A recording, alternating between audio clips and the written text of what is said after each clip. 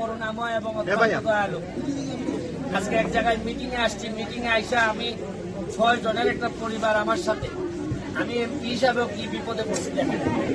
এই 6 জনের জীবনে একটা ঘটনা ঘটে গেছে, এরপরে তো বেঁচে থাকাই কঠিন। এদের 6 জনের বাবা এবং মা, বাবা হত্যা করেছেন তাদের মাকে, আর বাবা হত্যা করার কারণে এখন জেলে, হয়তো ওনার ফাঁসির আদেশ হবে। বাবাও নাই, মাও নাই, কিন্তু বাচ্চা হচ্ছে গিয়ে 6 জন। মানে 6 জনের দায়িত্ব নিবে কে? রাষ্ট্র তো এই জায়গায় যায় না যে বাংলাদেশে যে রাষ্ট্র বাচ্চাদের দায়িত্ব নেবে। আজকে যদি আমেরিকা লন্ডন হইতো তাইলে হয়তো বাবা মার দরকারই রাখতো না, তারা এমনি দায়িত্ব নিতে পারতো। এখন আপনারা দেখেন বাচ্চাগুলার চেহারা দেখেন, এদেরকে আমি কি বলবো এমপি হিসাবে?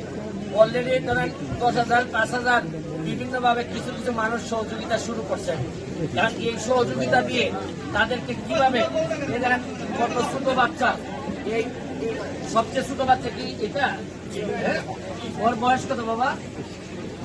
8 মাস। আর তোমার মারে মারছে, মানে রাগে রাগে মারছে তোমার বাবা? প্রায় সময় খাইতে হতো, এই কাছে আসো, প্রায় সময় খাইতে হতো। আচ্ছা, এগুলো আর আমার জিজ্ঞেস করতে ইচ্ছা করতেছে না, কারণ মারে মারছে বাবা, আর এখন কি এদের চেয়েছে আমি জিজ্ঞেস করবো। আমি দেখেন কি বাস্তবতার মুখোমুখি হয়েছে। আমি হয়তো চেষ্টা করবো এদের একজনকে অ্যাডপ্ট করা যায় কিনা, নেওয়া যায়।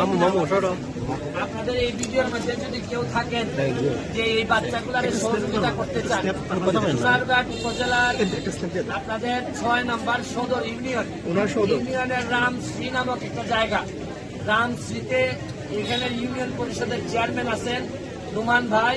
রুমান ভাইয়ের মাধ্যমে যদি যোগাযোগ করতে পারেন, এই 6টা বাচ্চার জন্য যদি কোনো ব্যবস্থা করা যায়, আমি জননেত্রী শেখ হাসিনার থেকে যে বরাদ্দ পাই, এই বরাদ্দ থেকে এদের জন্য কিছু করার চেষ্টা করব।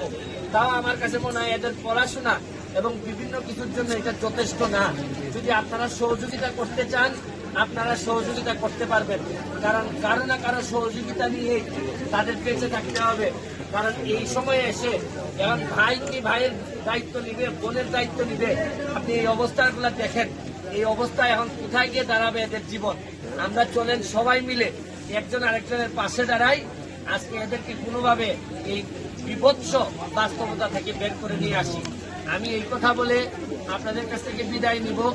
একজন এমপি হয়েও মাঝে মধ্যে আমি চরম অসহায়, আমি অসহায়ত্ব প্রকাশ করতে হয়।